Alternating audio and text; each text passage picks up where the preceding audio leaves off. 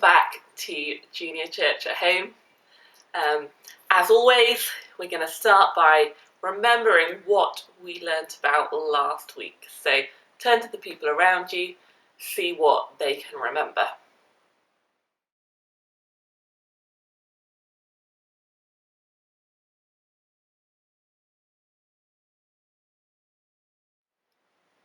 So last week we heard Jesus give some evidence that he was who he said he was. He's God.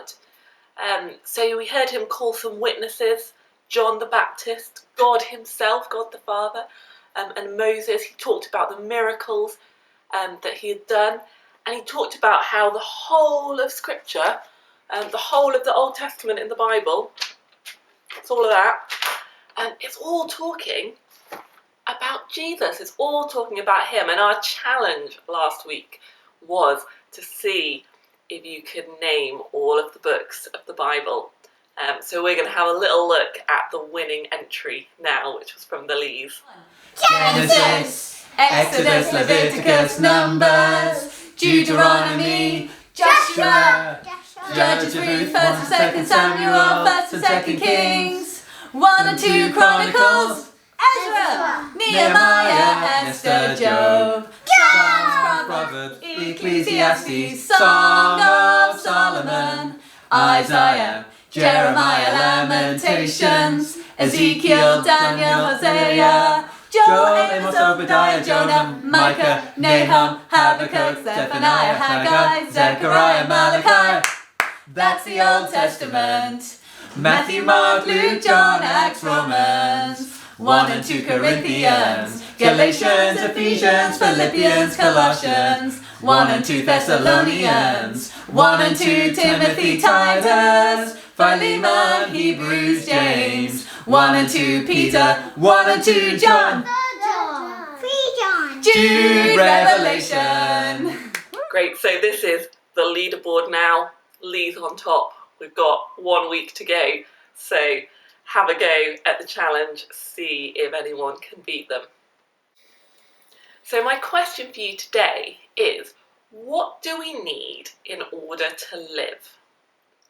What do we need in order to stay alive? Turn to the people around you, ask them, see what you can come up with.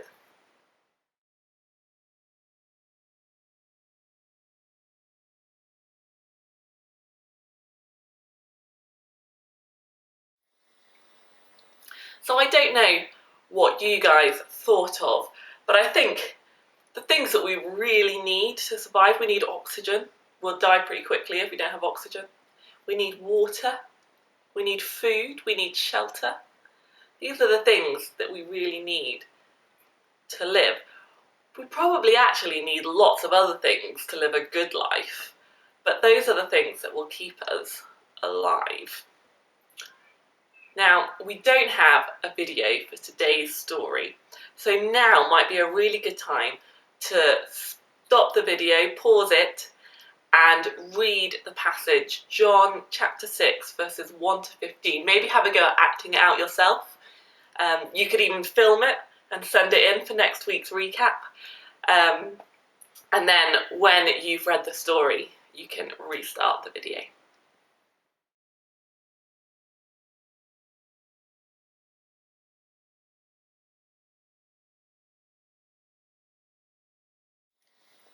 So in today's story, we see a crowd of people who have been following Jesus around. And they were following him because they had seen him doing miracles. They were probably hoping to see more. And they were on this hillside, and the people were all probably quite tired and quite hungry at this point. And Jesus does an amazing miracle. He takes 5 loaves of bread and 2 fish, and he feeds all of them. That tells us that there were 5,000 men there, which probably means there were also more people, because there would have been the women and the children as well. So this is more than 5,000 people who are fed with 5 loaves of bread and 2 fish. That is pretty amazing. It's impossible. You couldn't possibly feed all those people with that food, and yet Jesus did it. And in fact, he did more than just give them enough food for them to not be hungry. They were all full at the end, and there were 12 baskets left over. So there was actually more food left over at the end than there had been at the beginning. This is an amazingly generous miracle that Jesus did. But like a lot of Jesus' miracles, it's not just about what's actually happening there. It's a sign that is pointing us to something else, something even more amazing. So I'm going to read a verse from slightly later in the chapter, and we're going to see what Jesus might have been doing with his miracle there. So I'm going to read John chapter 6, verse 35. And it says this: Jesus said, "I am the bread of life.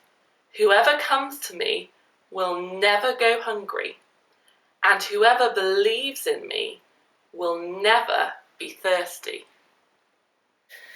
Jesus says he is the bread of life. We need food now to live. We would die if we didn't have food. But with Jesus, we can live forever. This is the food that Jesus gives us. He says he is the bread of life. He gives us what we need to live forever. And I wonder if this verse reminds you at all of a story we heard a few weeks ago about the Samaritan woman. So Jesus said, "Whoever believes in me will never be thirsty." Do you remember what he offered the Samaritan woman by the well? He offered her living water. Well, he's talking about the same sort of thing here. This isn't physical bread or water. It doesn't mean that we won't be physically hungry or thirsty again. But Jesus can give us what we need even more than food and water. He can give us life with him. And that's amazing. That is the most amazing miracle. I hope you will have a lovely week. Have a go at the activities, questions, and the challenge on the notes.